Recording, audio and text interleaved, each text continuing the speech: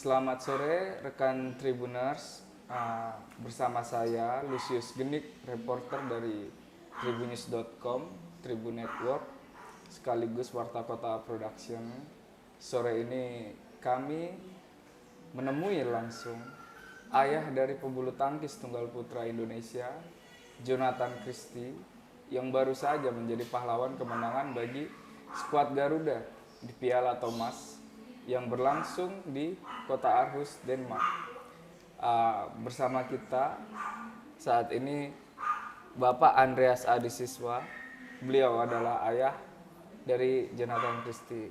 Selamat sore Pak Adi. Selamat sore. Oke, Pak Adi, bagaimana nih perasaannya? Kita tahu bahwa kemenangan atau keberhasilan tim bulu tangkis Indonesia membawa kembali Piala Thomas ke pangkuan Ibu Pertiwi setelah 19 tahun keliling dunia. Ya. Bagaimana perasaannya? Karena di dalam kemenangan Indonesia itu ada peranan besar dari Jonathan Christie, putra Bapak. Ya, pertama-tama pastinya kita sebagai warga negara Indonesia, lebih spesifiknya sebagai orang tua Jonathan, merasa senang dan bahagia ya. Sudah 19 tahun Piala Thomas baru kita bisa rebut kembali. Dan ini suatu hal yang memang kemurahan dari Tuhan. Dan itu sangat kita dambakan selama 19 tahun. Pasti bahagia. Iya. Pak, di sini Jonathan digadang-gadang sebagai pahlawan kemenangan karena dia memainkan game terlama selama gelaran Piala Thomas di Denmark, Pak. Jonathan dari 6 pertandingan itu total memainkan 376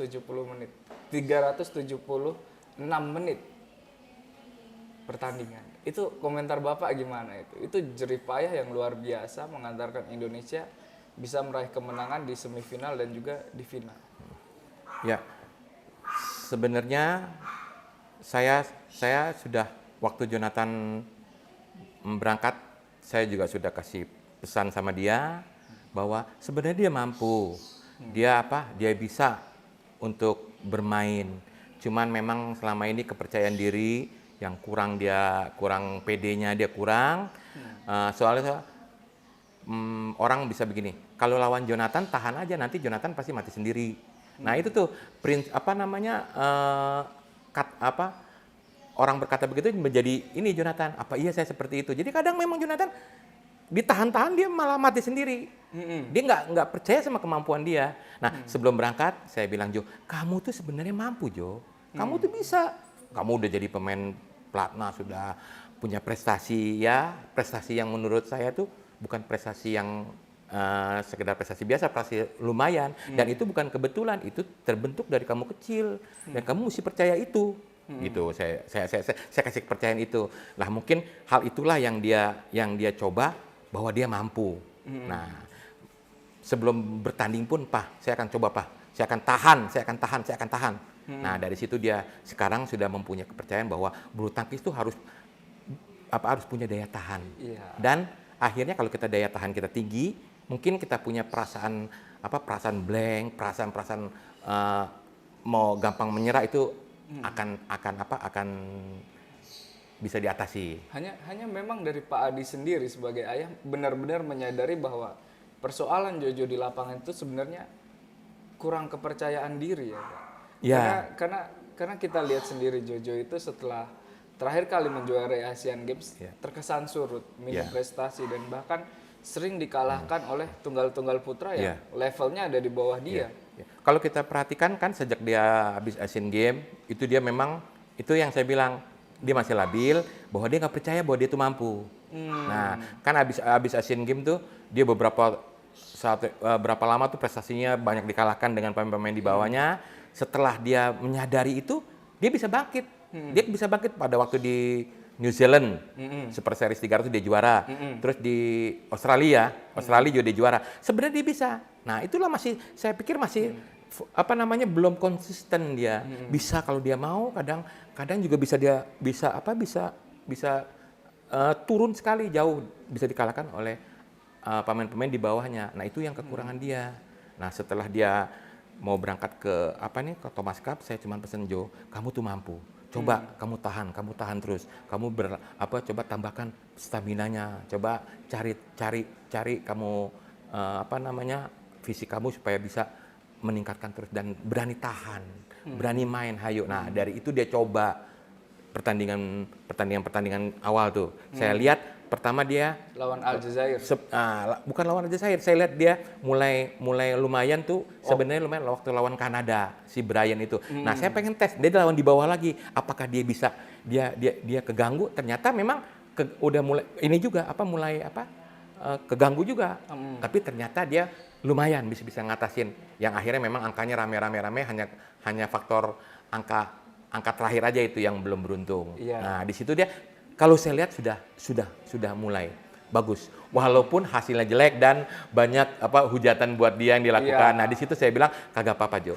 Hujatan ini bikin buat motivasi kamu. Iya. Nah, di situ ya pasti harus tambah lagi. Kamu lebih tahan lagi, harus lebih tahan. Nah, sedikit demi sedikit dia coba pertandingan berikutnya dia belajar konsentrasi, fokus dan bertahan terus. Bertahan lebih lama.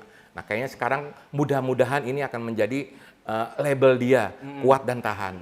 Itu. Oke. Pak, kemarin itu di Thomas Cup, laga paling fenomenal itu dijalani Jonathan Christie saat berhadapan dengan Antonsen waktu Iya. Denmark. Iya. Kita tahu itu pertandingan berlangsung selama 100 menit. Iya. 100 menit. Dan Bapak itu ada nggak motivasi yang diberikan sebelum melawan Antonsen yang kita tahu dia itu peringkat 3 dunia. Belum lagi Jojo di 2 partai terakhir melawan Thailand dan Taiwan dia itu kalah ya. Apa yang Bapak berikan? Motivasi seperti apa, Pak? Sampai kemudian dia bangkit dan tampil sangat baik ya ketika melawan Antonsen. Saya kasih motivasi begini. Jo, kamu tuh sebenarnya mampu, kamu bisa. Saya tarik ke belakang. Kamu lihat waktu kamu bisa ngalahin Momota. Pada waktu kamu bener-bener top performance kamu ada, kamu fokus, kamu gak gampang mati. Momota juga bisa susah lawan kamu. Berarti tergantung kamu nih fokusnya. Nah, saya bilang begitu. Bisa lo kamu lo. Nah, kamu lihat lawan Axelsen. Iya.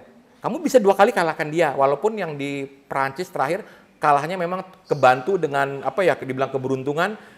Kalah 19-10 di set ketiga, Jonathan bisa kejar menjadi 19-19 karena memang itu rally terakhir Jonathan konsentrasi, rally terakhir yang si Axelsen-nya itu cedera, kram. Nah, di situ akhirnya Jonathan menang.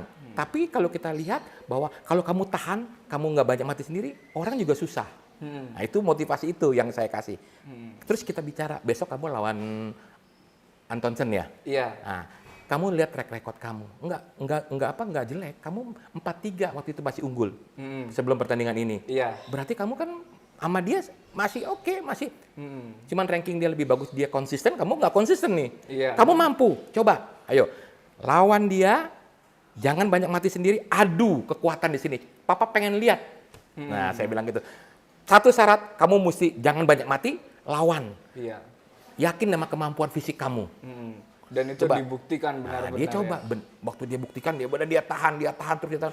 Benar, Pak. Ternyata memang selama ini yang orang bilang bahwa Jonathan gampang mati nantinya, ya akan hilang kalau dia udah bisa tahan seperti itu. Iya. Dan mudah-mudahan ini ya mohon doa buat dari semua masyarakat juga agar Jonathan bisa lebih konsisten seperti ini dan bisa lebih tahan bermain. Ya mudah-mudahan dia bisa lebih ada prestasi ke depannya. Hanya kalau Bapak punya kata untuk melukiskan game antara Jojo lawan Antonsen itu kata apa yang tepat menurut Bapak? Karena kita tahu itu game super menguras keringat ya. 100 menit. Ya katanya sih luar biasa lah pertandingan itu ya. Baik Antonsen maupun Jonathan itu luar biasa pertandingan gila itu saya bilang. Itu aja. Ya kembali lagi faktor satu keberuntungan Tuhan memberkati Jonathan pada waktu itu aja. Oke. Iya. Dan kemarin kita lihat dia menang lawan Li Sifeng. Ya. Komentar Bapak apa? Sebenarnya lawan Li Sifeng saya juga udah mulai saya sendiri secara pribadi ragunya apa? Ini pemain yang salah satu belum pernah dihadapin dan pemain yang memang belum dia kenal. Kadang Jonathan tuh kalau lawan orang yang belum dikenal dan belum maksudnya suka kaget. Nah, dan saya lihat saya tadinya nggak pernah lihat Li Sifeng, saya cari data track pertandingan dia. Saya lihat wah tipe mainnya sih ini juga nih tipe kayak anaknya rapi, nggak pressure kayak gimana ya, Nggak harus bikin selalu orang bikin kesel. tekan Tapi gitu. dia kelihatannya biasa aja, nggak terlalu ini. Tapi mainnya rapi. Nah saya bilang sama Jojo, ini anak mainnya rapi. Kamu juga harus adu rapi sama dia. Ikutin kemainan dia Nan. Coba tes kemampuan kamu di sini. Saya tinggal lihat pertandingan waktu babak pertama. Saya lihat pertama main, wah kayaknya dia bisa main seperti itu. Iya. Seperti itu. Dan saya lihat juga nih pemain Cina, junior Cina ini memang luar biasa. Ini suatu hal ancaman buat kita. Kita juga nggak boleh lengah sama anak ini. Anak ini juga luar biasa. Anak ini bagus. Hanya Bapak kemarin begitu lihat Jojo meraih poin kemenangan terakhir tuh yang dia smash silang. Itu gimana perasaan Bapak? Apa yang Bapak lakukan? Pasti perasaan senang. Sangat senang yang saya lakukan satu ya udah. Karena setiap pertandingan saya selalu berserah bahwa itu adalah kemurahan dari Tuhan. Udah aja, saya selalu berserah itu. Kemenangan Jonathan hanya kemurahan dari Tuhan aja. Itu yang saya selalu begitu dia menang, saya berasa gembira dan selalu saya ucap syukur pada Tuhan. Bapak tadi juga sempat nyinggung ya bahwa Jojo itu punya banyak prestasi dari usia muda. Iya. Bisa sedikit diberitahu ke kita, Pak? Nah, ini salah satunya ini. Ini salah satu. Oke, mungkin bisa di zoom ini. Ini adalah bisa di zoom. Ini piala Kejurnas bulu tangkis. Kejurnas bulu tangkis ini adalah benar-benar. Ini coba mungkin di zoom tahun berapa? Bisa di zoom atau dilihat? 2015. Kalau 2015, kalau ditarik ke belakang pada tahun ini pertandingan berarti Jonathan di usia 18 ya. Nah, ini 18 adalah ini pertandingan Kejurnas dewasa. Nah, kalau 18 mungkin Jonathan masih taruna, antara remaja taruna ya. Taruna itu kalau itu masih taruna. Nah, dia sudah bisa juara di Kejurnas. Kejurnas ini adalah pertandingan seluruh pemain nasional. Baik yang di Platnas, non Platnas semua beradu di sini. Nah, Jonathan sudah dapat pada di usia 18. Ini kan suatu hal yang bukan kebetulan. Makanya saya bilang, Jojo, kamu bukan atlet yang kebetulan atau atlet yang anak-anak karena kebetulan saya juara. Nah, kamu udah bukti dari muda kamu sudah sebenarnya punya prestasi. Cuman kepercayaan dirinya aja dia yang belum bisa dia dapat, bahwa dia tuh mampu gitu. Nah, itu perlu dukungan, perlu dia kasih motivasi bahwa dia tuh bisa. Ini salah satunya. Di tingkat nasional maupun di tingkat internasional juga ada. Kalau nggak salah dia juara internasional series pertama di tahun ini juga di Surabaya. Dia mengalahkan Alamsyah. International series itu pertandingan internasional, bukan nasional, internasional. Tapi memang international series kelas yang bawah. Tapi dia udah juara di situ. Pada usia seperti ini juga. Usia 18 iya. Tahun. Itu salah satu hal yang bahwa dia sebenarnya dia tuh potensial. Potensial.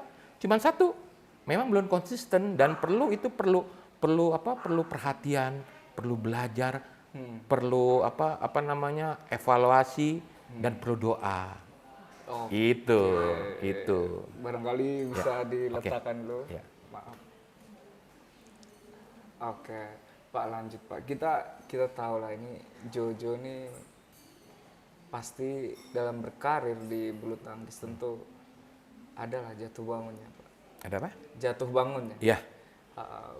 Titik terendah Jonathan itu ketika apa sih, Pak? Pernah nggak Jojo cerita? Ya, pernah ya. Pada waktu dia beberapa pertandingan kalau nggak salah itu sebelum Asian Games. Sebelum Asian Games juga ada pertandingan dia selalu kalah di kejuaraan dunia juga dia udah bersiap dia kalah di babak pertama. All England juga kalah di babak pertama. Sampai satu titik dia bilang, "Pak, apa Jonathan tuh prestasinya beneran aja ya? Apa sebaiknya Jonathan gantung raket aja ya, berhenti bulu tangkis?" Nah, di situ biar saya antepkan dia, biar dia menenangkan diri dulu pada waktu itu. Setelah dia tenang, baru saya kasih ingat bahwa prestasi itu semua datangnya silih berganti. Kala kamu di atas, ada kala kamu di bawah. Tapi semua itu harus konsisten kamu berlatih. Itu aja. Selama kamu masih mau berlatihnya dengan sungguh-sungguh, pasti akan ada jalan. Nah, disitulah saya kasih motivasi bahwa kamu tuh masih bisa mampu untuk latihan. Dan jangan lupa latihan dan berdoa. Dan sampai memang pada waktu itu Tuhan kasih menunjukkan kemurahannya sampai dia buktikan bahwa kalau dia mau, dia bekerja baik dan Tuhan kasih jalan, dia bisa juara gitu. Dan memang puncaknya di Asian Games itu. Oke. itu sangat mengejutkan bahwa Jojo di usia muda sempat ada keinginan ingin gantung raket ya. Iya betul. Oke, barangkali Pak, kita kembali lagi Pak ke Piala Thomas. Kemarin itu pas pertandingan lawan Antonsen, Pak, kita lihatlah beberapa kali Jonathan Christie itu berhasil menjatuhkan Antonsen dan dia minta maaf. Iya. Kenapa itu minta maaf? Kan ini lawan. Kita lihat Antonsen begitu membaranya ingin mengalahkan Jojo dan dia setiap meraih poin selalu membuat tatapan yang diarahkan untuk mengintimidasi ya mungkin ya. Iya. Sebenarnya dia bertolak belakang sama saya. Kalau saya ngajarin dia, kamu mesti pasang muka nggak enak juga sama dia. Nah, harusnya kalau saya, iya. memang sifat dia seperti itu. Anaknya memang seperti itu. Makanya saya bilang, Jo, kamu harus seperti contoh. Dulu Papa pernah tahu atlet nasional tuh yang memang prestasi internasional. Lim Swee King contohnya. Dia protek bener dengan apa-apa yang namanya private dia, seperti raket nggak boleh dipegang sama orang lain segala macam. Itu seorang juara harus begitu. Tapi dia beda, dia nggak seperti itu. Makanya kadang dia ya begitu sama lawan. Bikin lawan jatuh malah minta maaf. Iya. Tapi suatu saat saya bilang kalau memang dia lagi udah fokus banget, dia lebih bisa sangat luar biasa. Ya contohnya kalau lagi mainnya lagi dia memang dia fokus, dia punya footwork tuh bagus sekali footworknya. Tinggal dia mau bermain dengan fokusnya tepat, terus jangan error sendiri, terus konsentrasi. Wah, kalau dia udah dapat itu udah deh. Kita aman sebenarnya, kita aman. Kita aman. Nah, mudah-mudahan dia ke depannya dia bisa fokus, konsentrasi. Begitu di lapangan kamu harus berpikir bahwa kamu yang terbaik. Kamu jangan pernah aura kamu mesti di lapangan tuh mesti keluar, jangan pernah miss sedikit pun kamu lengah. Soalnya kalau bulu tangkis itu kalau kita lagi enak atau miss tengah, istilahnya kita lagi bagus nih, lagi konsentrasi penuh, begitu kita miss dikit, lawan bisa bangkit. Nah itu yang menjadi bahaya. Gitu. Jadi kita harus konsentrasi benar, penuh konsentrasi. Soalnya kalau bulu tangkis itu apalagi single, kamu sendiri tanggung jawab sendiri. Kalau olahragain kamu lagi lengah sedikit, seperti sepak bola tim masih kamu lengah, masih ada orang-orang lain yang ini kita masih bisa santai dulu. Kalau bulu tangkis single terutama nggak bisa begitu. Kamu harus fokusnya luar biasa.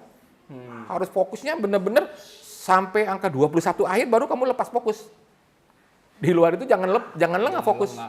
Iya. Tapi berarti memang Jojo yang kalau menjatuhkan lawan dan jarang mengintimidasi lawan dengan tatapan garang itu emang kepribadian dia ya Pak? Contoh deh, kadang orang kalau memfreser tuh kadang-kadang musuh kita minta ganti kok, musuh kan nggak kasih. Itu udah pressure kan salah satu kan? Iya. Kalau dia nggak, dia kasih. Dia kasih. Makanya kalau itu sih saya ajarkan juga nggak apa-apa Jo, itu memang kalau ganti kok tuh ya saya tekankan lagi bahwa kemenangan tuh sudah diaturin di atas. Kamu tinggal main yang baik aja gitu. Oke. Setelah Jojo memenangkan Piala Thomas, udah nelpon Bapak belum? Udah, sudah. Ngomong apa dia, Pak? Ya dia bilang puji Tuhan, Pak.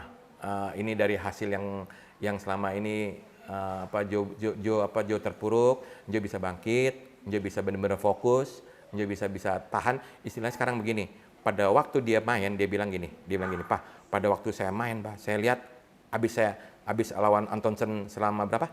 100 menit. Waktu final saya lihat di 55 menit babak kedua saya bilang masih jauh. Saya lo main 100 menit saya akan lakukan karena saya udah mampu untuk main 100 menit. Nah, makanya dia dengan kepercayaan itu dia tahan, dia siap. Jadi benar-benar dia fokus. Ayo tarik-tarikan jadi. Gitu. Dan terbukti dia siap. Makanya waktu di final dia lihat masih 50 menit, oke, masih bulan. Kemarin aja saya 100 menit katanya. Itu yang dibilang sama saya. Berarti dia punya kepercayaan diri. Ayo kita main 100 menit. Ternyata nggak sampai 100 menit. Di final itu. Di finalnya. Berarti dia ya mudah-mudahan ini suatu kepercayaan yang buat Jonathan akan bisa bisa meningkatkan prestasinya. Itu mohon doa dari ya semua masyarakat Indonesia juga sih. Oke.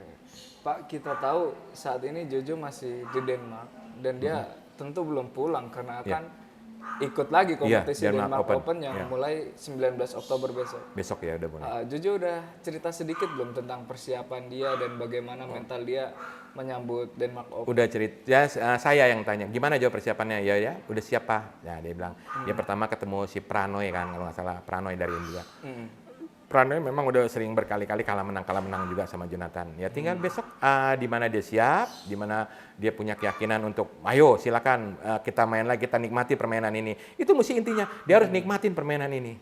Bukan ada ketegangan yang saya harus menang, saya harus apa, itu bahaya. Iya. Begitu turun lapangan kita harus nikmatin. Ayo silakan kita coba hasil latihan kita, hasil daya tahan kita coba di sini.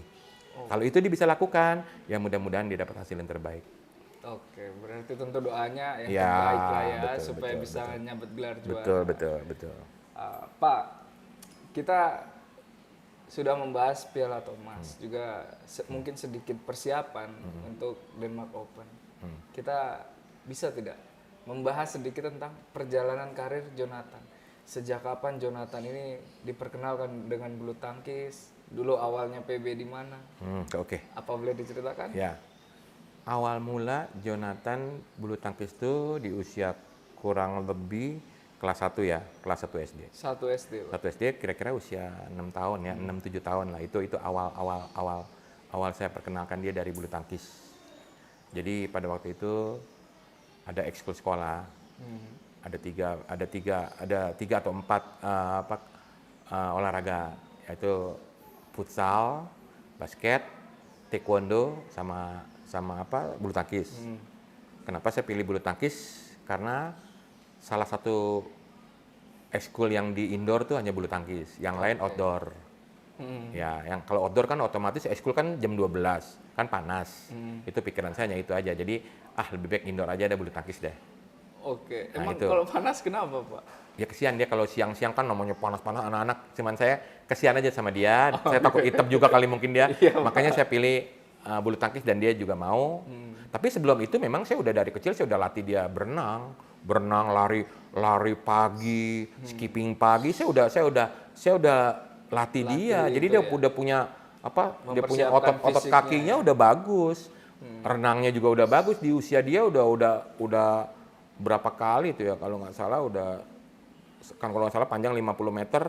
Pagi itu kalau di apartemen dulu di Mediterania, saya bisa 10 kali tuh bolak-balik dia harus udah jalanin itu pagi segitu, terus skipping pagi. Jadi udah bagus lah. Tinggal olahraga apa nih? Nah itu saya jadi bulu tangkis. Oke. Bulu tangkis kan kita saya nggak ngerti secara spesifik bulu tangkis. Ya saya masukkan di klub namanya Klub Taurus waktu itu. Klub Taurus. Kenapa Klub Taurus? Karena klub itulah yang memang mitranya ekskul itu. Mitra. Jadi kita ekskul di Sekolah Antonis itu mitranya Klub Taurus. Jadi dari situ kita masuk klub itu. Oke. Awalnya di Jakarta Timur itu. Lalu setelah masuk Klub Taurus itu gimana? Ya masih kecil dia Nah saya beranikan dia bertanding ke Surabaya. Mungkin waktu itu dia masih buang air masih dibantu sama pelatih, istri pelatih. Jadi buang air masih dibantu. Itu umur berapa tuh Pak? Mulai Umur ikut kelas 1, kompetisi? kelas 2. Umur 6-7 tahun. 7-8 tahun saya 7-8 udah berangkat tahun. ke Surabaya. Saya cari kata pelatihnya gini, biar berani Pak katanya. Ya itu aja. Oke. Walaupun dia di sana masih takut, saya suruh berangkat. Tapi nggak mengharapkan prestasi, hanya mengharapkan keberanian dia aja. Oke. Di situ. Nah, pulangnya lama udah mulai bagus. Udah karena saya tambah di sini. Nah, ini saksi tuh. Ini kalau ada titik ini nih, maaf nih. Ini ada titik nih. Ini ada titik kecil. Nah, ini dia ke titik kan? Ini lihat nih. Kalau di fokus nih, lihat nih. Ini ada. Coba lihat ini lihat nih. Ini ada ini nih. Iya kan? Nih. Oh iya. Ini nih. Ini bekas boran saya. Bor net. Ya, saya bor nih. Dijadikan Jadi net, saya tarik ke sono. Saya tarik ke sono, Jonathannya di situ dulu kosong, ini tengah-tengah kosong semua saya bikin. Nah, saya dari sini. Saya lemparin kok, saya suruh apa namanya? Kembalikan. Saya suruh dia latih footwork kiri kanan net. Saya lempar sampai kecil-kecil, kesian juga deh sampai saya lihat. Karena saya bukan pelatih, bukan pemain bulu tangkis, cuman saya ngelihat cara pelatihnya. Jadi saya tambahin. Di rumah. Oh, ini begini, besok saya tambahin di rumah. Jadi gini. Besok di latihan ini di rumah di tempat latihan cuman sekali, saya tambahnya bisa 5 kali di sini. Oke. Jadi begitu dia di klubnya, dia lebih cepat dari temennya. Lebih cepat. Dari temennya, iya, itu. Oke, kita duduk lagi. Ayo, Itu yang menjadi apa namanya, saya orangnya begitu. Pengen orang satu saya dua, orang dua saya empat, orang empat saya enam. Dari kecil Jonathan saya suruh begitu. Oke, sampai akhirnya kapan Jojo pertama kali memenangkan kompetisi, Pak? Di usia berapa? Pertama kali nah mulai itu kan karena saya sering latih begitu setiap hari. Jadi begitu udah bagus, masih usia 8 tahun, saya udah punya program lagi satu. Setiap jam 4 kamu harus bangun. Harus bangun pagi, harus skipping pagi, latihan footwork. Karena apa? Jam 4, oke deh, jam 4, setengah 5 mulai, sampai setengah 6. Setengah 6, karena apa? Kita kan ngejar sekolah. Jadi tiap pagi tuh saya begitu, skipping pagi, shadow, latihan shadow. Nah, jadinya jadi kuat. Nah, kuat lama-lama kuat, begitu ada pertandingan sekolah namanya dulu O2SN. Iya, O2SN. Iya, dia juara. Itu tahun berapa, Pak? Kelas 4. Kelas 4 Kelas SD. 4 berarti tahun berapa? Dia pokoknya kelas 4 umur 6 10 tahun, 10 tahun umur dia. Itu juara O2SN dia. Oke. 9 juara O2SN. Itu kan O2SN. Nah, itu Anthony juga waktu itu ngikut. Ketemu semifinalnya sama Anthony Ginting. Ginting dikalahin. Ginting di Jawa Barat. Jonathan di DKI. Semifinalnya ketemu Ginting. Nah, finalnya ketemu DKI juga. Rohmat dulu, namanya Rohmat. Bekas pemain Eksis. Nah, finalnya sama Rohmat. Itu. Dia menang. Dia juara di situ. Nah, dari juara itu ada kelanjutannya. Itu kan O2SN. Jadi O2SN tuh wakil Indonesia ya, udah tingkat nasional ya. Nah, ada kejuaraan pelajar tingkat Asia. Namanya APSO, Asian Premier League Sports School. Oke. APSO namanya. Itu di usia Jonathan kelas 4 juga. Nah, ketemulah di situ. Salah satu pemainnya, salah satu musuh-musuhnya itu pemain Thailand tuh sekarang juara mix double Thailand tuh, yang siapa mix double Thailand itu. Itu dia salah satu dulu musuhnya Jonathan, masih kecil dia juga. Siapa tuh mix double Thailand tuh yang putranya tuh pokoknya mix Thailand yang nomor satunya ranking dunianya. Nah, itu dia ketemu sama dia waktu itu. Nah, di situ Jonathan dapat juara tunggal putra, ganda putra sama si Rohmat ini, terus sama mix dapat mixnya emas, tunggal putranya emas, ganda putranya perak. Oke. Nah, dapat 2 emas 1 perak. Akhirnya Pak SBY ngasih Satya Lencana. Kehormatan itu dia. Yang ini ya, Pak, Satya Lencana. Sama ini saya ambil ada ininya. Dipakai sama dia nih Satya Lencananya nih. Ini pada waktu dia usia kelas 4 ini. APSO, juara APSO, nah dipoto di sana dari Pak SBY. Kalau nggak salah saya dapat ininya di ITB Bandung waktu ada acara. Ya, dapat penghargaan ini. Oke, jadi emang Jojo pun dari usia sekolah dasar itu udah punya prestasi internasional. Kenapa saya bilang begitu? Sebenarnya dia udah kemampuannya ada, tapi dia nggak percaya diri bahwa dia tuh mampu sampai seperti apa Jok beneran aja ya main bulu tangkis karena juara kebenaran. Nggak bisa juara kebenaran, nggak seperti ini kamu. Nggak seperti ini prestasi kamu, saya bilang gitu. Nah, sekarang ini saya kasih motivasi bahwa kamu tuh mampu. Cuman satu, latihan fisik tambah karena tipe kamu nih kontrol, main rally itu mesti punya stamina yang kuat, daya tahan. Akhirnya apa? Kalau stamina kuat, kamu punya konsisten, nggak gampang mati, gitu. Itu saya rasa kalau dia udah bisa fokus lagi nih, mudah-mudahan kedepannya dia bisa berbicara lah. Lalu di usia berapa itu Jojo masuk pelatnas, Pak? Nah, itu salah satu. Ya kalau maaf ya mungkin bisa diralat kalau saya salah. Kalau menurut saya dia termuda lah masuk di usia 15 tahun 3 bulan atau 4 bulan. Dia usia 15 tahun 3 bulan. Masuk pelatnas. Nah, ini ada catatan sejarah yang Jonathan hadapin. Jadi gini, pada waktu itu Jonathan masih pemula. Pemula di Sirnas dulu, sirkuit nasional. Dinaikkan ke remaja. Di klub tangkas nih. Jadi kalau dari pemula ke remaja tuh bedanya 2 tahun, selisihnya 2 tahun.